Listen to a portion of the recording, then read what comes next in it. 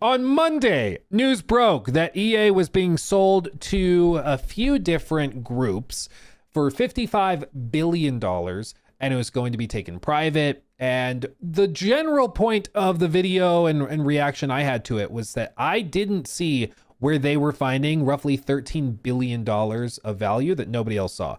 They were buying it at a premium, a significant premium, and they were doing a leveraged buyout. So they're taking on a lot of debt and they have to find a way to make that math make sense. And I don't see it. In the day and a half, 2 days since we talked about it though, there's been more revelations, more things revealed. And I can't say I'm surprised. Report coming out of Insider Gaming describes this. New EA owners are hoping that AI will cut costs and boost profits, it's claimed. What they said, this is a report initially that's paywalled through the Financial Times. But what they said was the enhanced use of AI will be used as a way to also, quote, boost EA's profits in the coming years. This will allow the new owners to, quote, manage a large debt load on a company that historically carried limited net debt.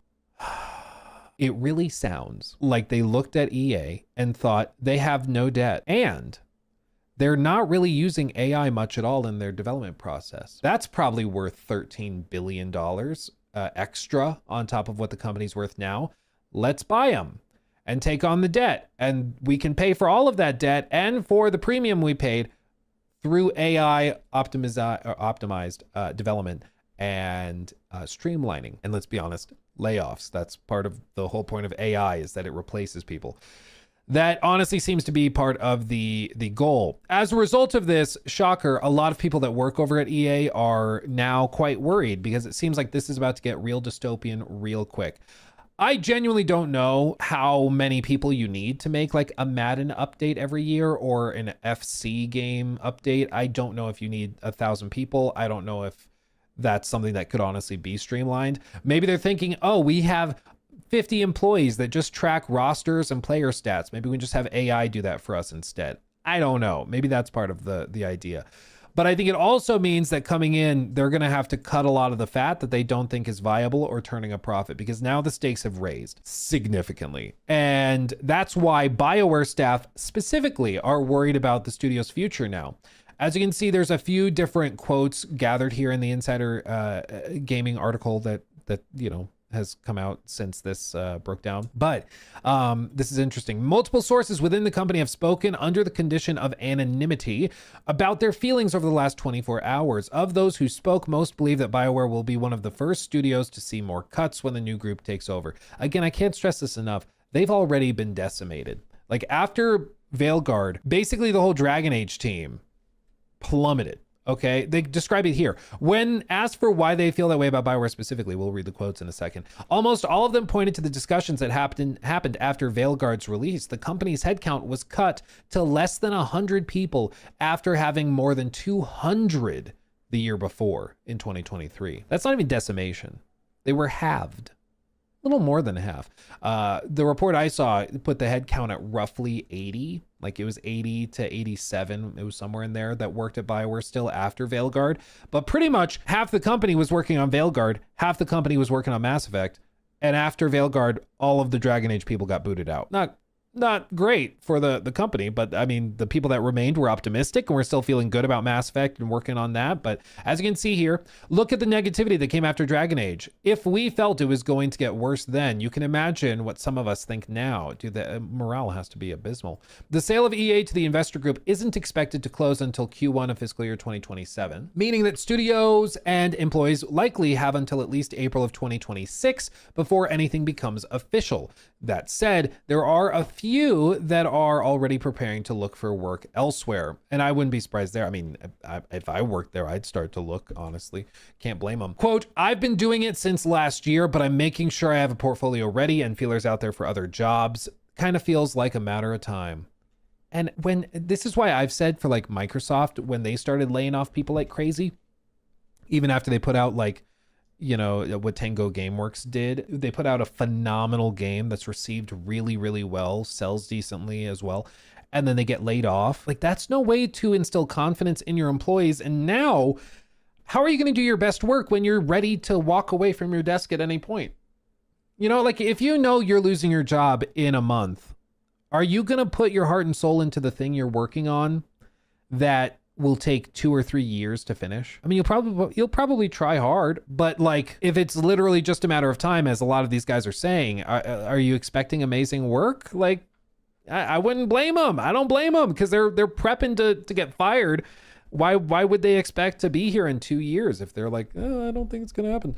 Insider Gaming understands that at one point there were talks of EA looking to sell off the studio, Bioware. Where those ended up, however, is unknown. Regarding where things stand with Mass Effect, they are all working under the assumption that the game is going to come out at the beginning of the year. Only a small team was actively working on it, but more resources had recently started to be put into the game. Quote, we're going to keep working until they tell us we're done. It's not the healthiest way to live, but as long as the paychecks keep coming, we're not going to just walk away. And good for them. I hope that they can put their heart and soul into it as best they can. But I can only imagine the stress that comes with the constant looming hammer right over your head. Like it's got to be miserable, and that's no way to do it. That's no way to make quality pieces of art, you know. In the words of Gus Fring, I do not find fear to be an adequate motivator. And in this case, I think especially when you're dealing with artists, it does not motivate very well. It may work if you're dealing with like software engineers and you need to get a Windows security update posted. That doesn't, like, maybe there it works. But that's not what we're doing here when we're trying to create like compelling stories and narratives and try to create a role-playing game that will captivate people and no doubt discuss like dystopian technology replacing people. You know, I don't think it goes well. So we'll see what comes of that. But you know, this is where they're at. I did see this interesting comment and I screen capped it. Brass Dragon posted on one of our stream clips this. He said, my theory is that under normal circumstances, Veilguard flopping would have ended Bioware, but EA was in the middle of negotiating this deal and couldn't afford the noise that would have generated. So that his theory is that the reason that they didn't shut down Bioware after Veilguard was basically to signal strength and stability while they negotiated this deal, with the expectation that when this deal goes through, it's up to them. They can do whatever they want, which is not the craziest idea. The one thing that gives me pause is the mentions that more resources had recently been devoted to Mass Effect, which if they expected to just get it canceled when they were bought out, that would be surprising to me that they were putting more resources on it. But it would start to make sense why they wouldn't want to do like a major shutdown right before a buyout, you know, because basically they're trying to, when you're selling something like that, you want to have as many assets on the books as possible so that you can charge more money. If they shut down Bioware, they have to write that off, and that doesn't look great. So if they can keep Bioware as an asset, however valuable they think it is, that's still something that can be bundled into that $55 billion price. Selling Bioware would be interesting, though. That would be very interesting. I genuinely don't know who would come in and scoop them up that you'd even want. Because again, yes, they have a storied history. Yes, they have a legacy of working on some amazing games. But the Bioware that made like Mass Effect 2 is not the Bioware of today.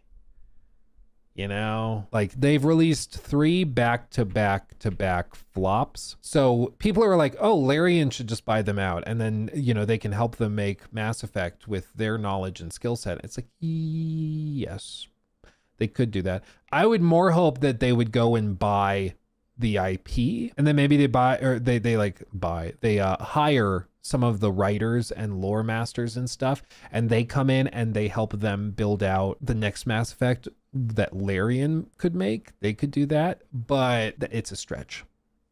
It's a stretch, especially when I'm sure they just want to build their own thing. They don't want to be tied to legacy stuff like that. So I don't know. But that's the thing to just remember, is that BioWare is not the behemoth it once was. They haven't put out a universally acclaimed game in over a decade at this point. Yes, they did have Game of the Year in 2014. Other than that, it's been flop to flop to flop. So it may not even be one of those studios that a lot of companies would want. Because they're like, we're going to buy out the company that like people raged against just like a year ago.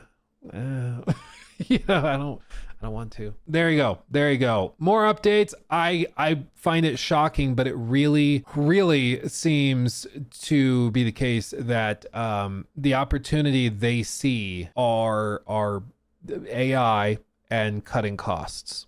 That really does seem to be where they think there's an opportunity, and that's just insane to me. But I guess we'll see how it plays out. It won't start, like, we won't see any impact of this until, like they said, it closes like April, May of next year. So we probably don't see any results until next summer. And at that point, we'll see what happens, but who knows?